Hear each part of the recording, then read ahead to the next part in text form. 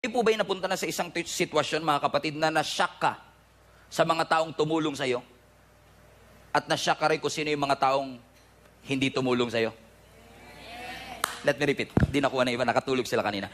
Nakapunta na ba kayo sa sitwasyon na na-shock ka rin kung sino-sino yung mga tumulong sa'yo at sino-sino yung mga hindi tumulong sa'yo? Kasi minsan kung sino yung inaasahan mong tutulong sa'yo, isi-sin-zone ka pag may problema ka. hindi kayo ito ha, taga-iba lang siguro to, taga-iba lang. Yung pag nag-chat sila at may kailangan sila sa'yo, nagpa-follow up. Pero pag ikaw na yung may kailangan sa kanila, hindi kayo ito. Sabi mo sa katabi mo, hindi ikaw to. Ito. Kasi ikaw matulungin ka eh. Pero sabi ng scripture, nung si Apostle Paul kinagat ng ahas, nasa sila? They just watch. They just judge. Meron silang kapasidad na tumulong, marami sila.